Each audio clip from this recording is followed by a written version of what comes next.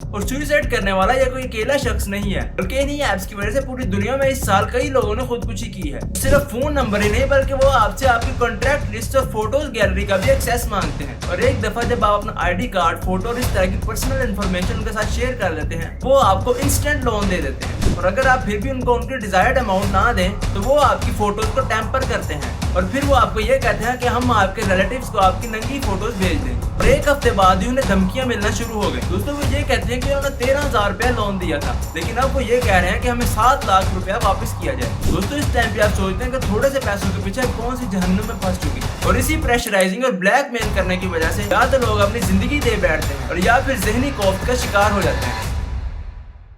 अस्सलाम वालेकुम दोस्तों, पिंडी के एक रेजिडेंट मोहम्मद मसूद जिनकी एज 42 इयर्स है, उन्होंने लोन एप्लीकेशन के एम्प्लॉयज की वजह से प्रेशराइज और ब्लैकमेल करने की वजह से खुदकुशी कर ली है। और सुसाइड करने वाला ये कोई अकेला शख्स नहीं है, बल्कि इन्हीं ऐप्स की वजह से पूरी दुनिया में इस साल कई लोगों ने खुदकुशी की है। दोस्तों दिखने में तो ये सीधी साधी लोन एप्लीकेशन लगती हैं, लेकिन बिहाइंड द सीन ऐसा क्या चल रहा है जो इन लोगों को खुदकुशी करने पर मजबूर कर रहा है। दोस्तों जानेंगे इस सब की डिटेल इस वीडियो में, लेकिन इससे पहले अगर आप ऐसा प्रीमियम कंटेंट मजीद देखना चाहते हैं तो हमारे चैनल को सब्सक्राइब जरूर कीजिएगा। में 3 दिन से एक दिल दहला देने वाली खबर ने आवाम को परेशान किया हुआ है।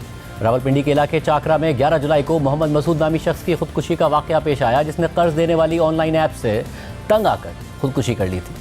इस खबर के बाद ये बहस शुरू हो गई है कि ये ऑनलाइन ऐप्स क्या हैं, कैसे काम करती हैं, किस तरह लोगों को अपने जाल में फंसाती हैं। DGFIA ने लोन ऐप्स वाकये में मुलव्वस अफराद को जल्द गिरफ्तार करने का हुक्म दे दिया है और ऑनलाइन कर्ज देने वाली ऐप्स के खिलाफ कानून ने शिकंजा कस लिया है। मोबाइल ऐप से कर्ज लेने वाले शख्स की खुदकुशी का मामला DGFIA ने साइबर क्राइम विंग से रिपोर्ट तलब कर ली है। उनका घेरा तंग कर दिया गया है। FIA cyber crime circle Rawalpindi ने 9 मुल्जमान को गिरफ्तार कर लिया।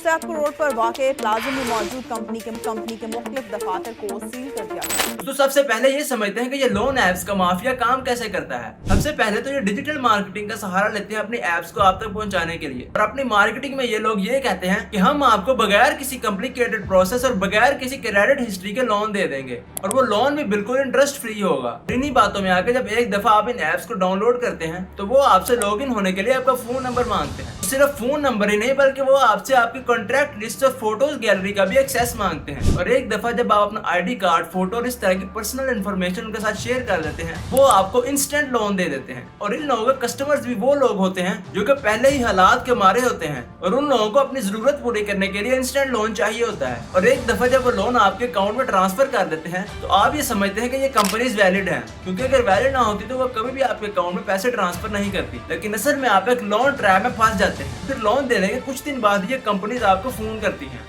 और अपने लोन की अमाउंट वापस मांगती हैं, लेकिन ओरिजिनल अमाउंट नहीं बल्कि डबल या इससे ज्यादा अमाउंट आपसे वापस मांगती हैं। और जब आप उनको उनकी डिजायर्ड अमाउंट नहीं देते तो वो आपको ब्लैकमेल करना शुरू कर देते हैं। हम उसको जब करते हैं तो उसको हम डायरेक्टली बोलते हैं कि आपका लोन का पेमेंट है, आपको इतना पेमेंट करना है। हम उनको डराते धमकाते हैं ताकि वो पेमेंट करें। और अगर आप फिर भी उनको उनकी डिजायर्ड अमाउंट ना दें तो वो आपकी फोटोज को टेम्पर करते हैं और फिर वो आपको ये कहते हैं कि हम आपके रिलेटिव्स को आपकी नंगी फोटोज भेज दें। जितना वो लोन लेते हैं उससे ज्यादा अमाउंट के लिए हम डिमांड करते हैं। अगर उसके बाद भी वो देने के लिए मना करता है पेमेंट, तो फिर हम उनका जो गैलरी का एक्सेस होता है हमारे पास, हम उनके कॉन्टैक्ट लिस्ट को भेज देते हैं मॉक पिक्चर बनाकर, ताकि कस्टमर पेमेंट कर दे। और ये फोटोज उसी गैलरी से ली होती है जिसका एक्सेस आपने पहले ही उन्हें दे दिया होता है। उसी गैलरी से ये फोटो लेकर उसे मूव करते हैं और आपकी कॉन्ट्रैक्ट लिस्ट से लिए हुए नंबर को सेंड करने की धमकियां देते हैं। दोस्तों इस टाइम पे आप सोचते हैं कि थोड़े से पैसों के पीछे कौन सी जहन्नुम में फंस चुके हैं। और इसी प्रेशराइजिंग और ब्लैकमेल करने की वजह से या तो लोग अपनी जिंदगी दे बैठते हैं और या फिर जहनी खौफ का शिकार हो जाते हैं। कुछ ऐसी ही कहानी है पिंडी के रेजिडेंट मोहम्मद मसूद की, जो कि 2 बच्चों के बाप थे। दोस्तों उनकी बीवी ने यह कहा कि उनकी जॉब चली गई थी और उन्होंने घर का रेंट और बच्चों के स्कूल की फी पे करने के लिए कंपनी से 13,000 लोन लिया था। और एक हफ्ते बाद ही उन्हें धमकियां मिलना शुरू हो गई। दोस्तों वो ये कहते हैं कि उन्होंने 13,000 रुपया लोन दिया था,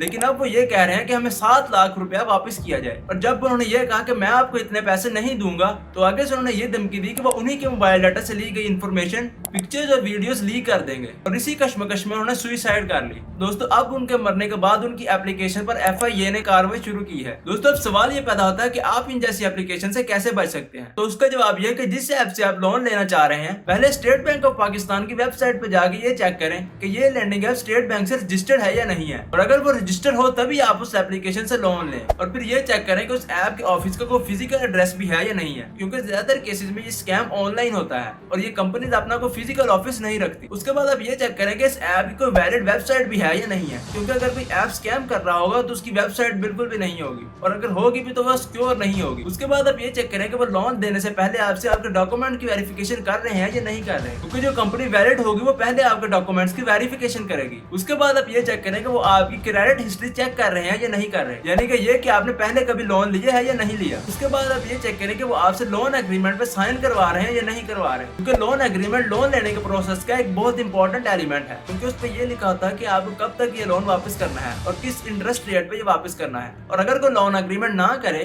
तो आप उससे लोन बिल्कुल भी ना लें, क्योंकि जीरो पेपर वर्क आपके लिए बहुत खतरनाक हो सकता है। और इस सब के बावजूद अगर फिर भी आप किसी ट्रैप में फंस जाएं तो फिर सबसे पहले FIA को कॉल करें, पुलिस में रिपोर्ट करें, गूगल को भी ये रिपोर्ट करें। ये सब करने से ना सिर्फ आपके पैसे बच जाएंगे बल्कि आप इस तरह के किसी भी किस्म के डेट ट्रैप में फंसने से बच जाएंगे। चलिए दोस्तों, आज के लिए अगर वीडियो इन्फॉर्मेटिव लगी हो तो लाइक सब्सक्राइब जरूर कीजिए।